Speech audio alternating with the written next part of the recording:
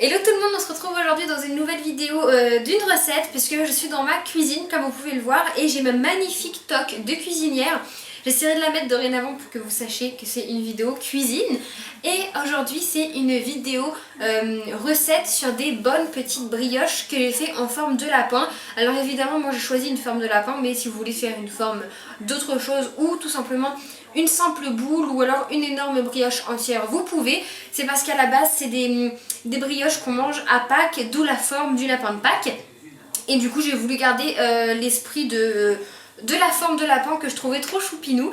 Et voilà, j'espère que la recette vous plaira. En tout cas elle est délicieuse, je l'ai faite beaucoup, enfin j'ai fait plein de fois et tout le monde a adoré. J'espère que vous la referez. Si c'est le cas, n'hésitez pas à me taguer sur vos photos, sur Instagram, Twitter. Je suis beaucoup présente et je me ferai un plaisir de liker et de commenter vos photos. J'espère que la recette vous plaira, que vous vous régalerez autant que moi. Et je vous fais des gros bisous et je vous dis bon visionnage. Alors, pour commencer, avec les ingrédients, il vous faudra 350 g de farine, 14 centilitres de lait ou bien 0,14 litres parce que moi je me suis fait avoir plusieurs fois, 4 cuillères à soupe de sucre, un sachet de sucre vanillé, un œuf, un sachet de levure de boulanger.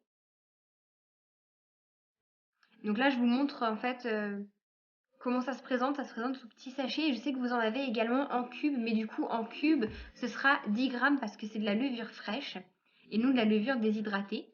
Ensuite, une pincée de sel et du chocolat selon vos goûts, mais ça c'est vraiment facultatif. Moi j'en ai mis, mais vous n'êtes pas du tout obligé. Donc tout d'abord, je vais peser mes 350 g de farine. Donc je mets ça dans un petit bol doseur. Je viens peser et en général quand je pèse de la farine, j'en mets partout. Ensuite, je vais mettre ça dans mon robot. Donc moi, j'utilise un robot, mais si vous n'en avez pas, c'est tout à fait possible de faire à la main. Je l'ai déjà fait et c'est faisable. C'est juste qu'il faut beaucoup de patience et d'huile de coude. Ensuite, je vais mettre mes 2 sachets de levure déshydratée. Je vais mettre mes 4 cuillères à soupe de sucre. Je rajoute mon sachet de sucre vanille. Et ensuite, je viens mélanger tout ça. Alors pour le sucre, si vous voulez en mettre un petit peu plus, n'hésitez pas. Moi, j'en mets pas beaucoup parce que je rajoute le chocolat. Mais du coup, si vous mettez pas de chocolat, sachez que moi, j'en ai fait des natures et ça n'a pas vraiment de goût. Donc mettez un peu plus de sucre à la limite. Ensuite, je vais venir verser mon lait et il le faut tiède. Donc je vais le faire chauffer légèrement au micro-ondes. Il ne faut pas qu'il soit chaud, uniquement tiède. Donc voilà, un tout petit peu de secondes suffira largement.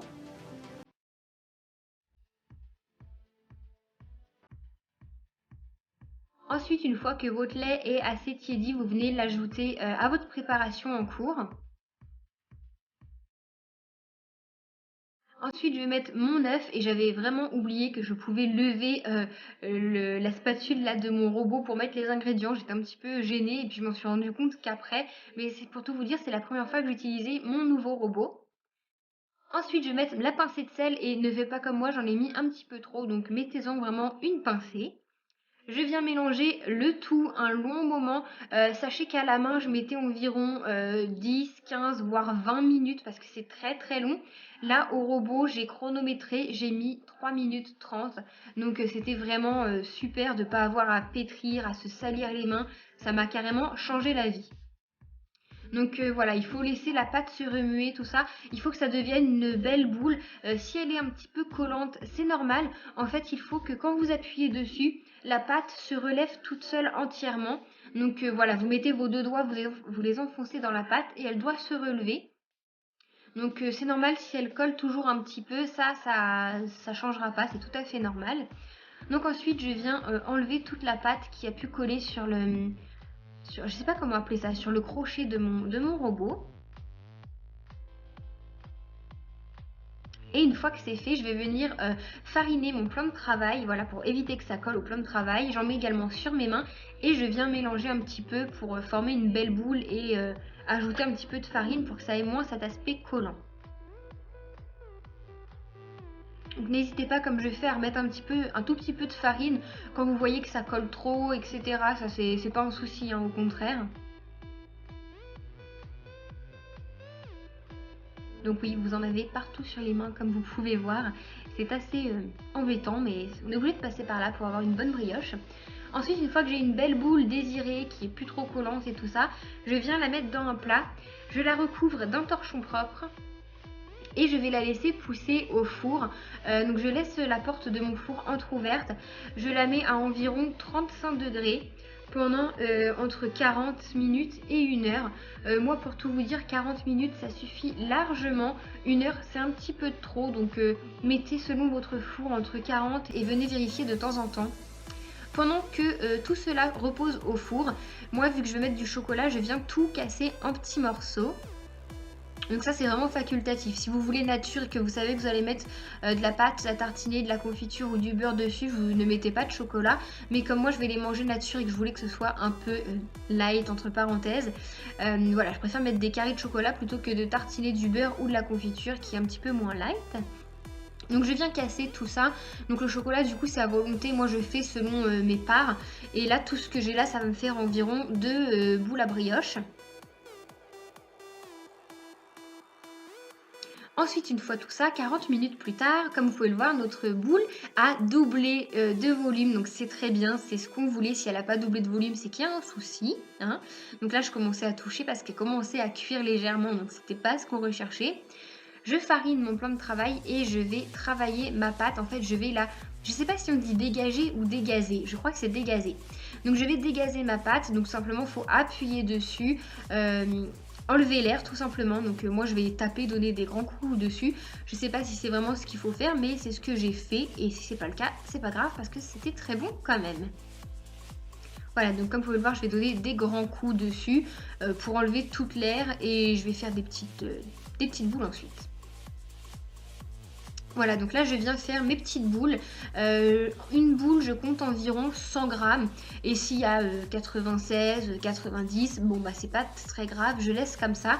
Mais je compte environ 100 grammes, surtout pour m'aider à la cuisson, qu'elles cuisent toutes pareilles. Parce que si vous en avez des grosses et des petites, bah il y en a qui vont cuire plus rapide et d'autres qui vont cuire moins rapidement que d'autres. Et ça risque d'être un peu plus embêtant pour la cuisson.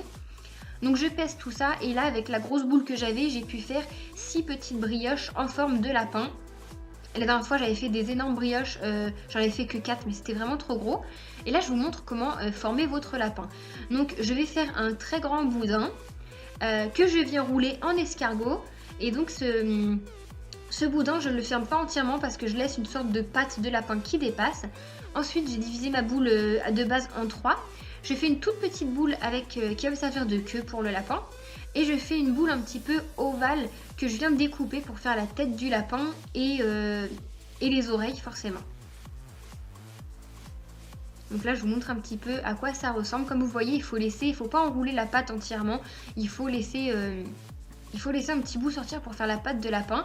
Et si vous souhaitez, pour fixer la tête et la queue, vous pouvez la coller, entre parenthèses, avec un petit peu d'eau. Voilà, vous trempez votre doigt sous l'eau et vous fixez ça. Donc là, j'ai voulu vous montrer pour les natures que je faisais un œil en pépite de chocolat, que c'était vraiment super sympa.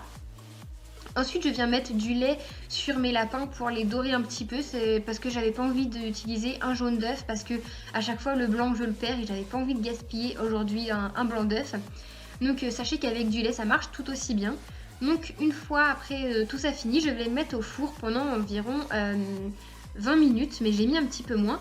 Et pour la présentation, je vais nouer un petit ruban autour du cou de mes petits lapins en brioche. Et voilà, c'est fini. Le résultat est vraiment joli. Là, je dois vous avouer que j'ai mis 2 sachets en fait de levure parce que je me suis emballée. Et du coup, mes lapins ont vraiment trop gonflé. Et du coup, ça ressemblait plus trop à des lapins, mais c'était très très bon quand même. Ça n'a pas changé le goût. Et je vous mettrai des photos de toute façon. J'avais fait sans autant de levure et c'était délicieux. Ça ressemblait à un lapin, c'était magnifique. Vous voyez que ma brioche est très aérienne, très moelleuse et elle était délicieuse.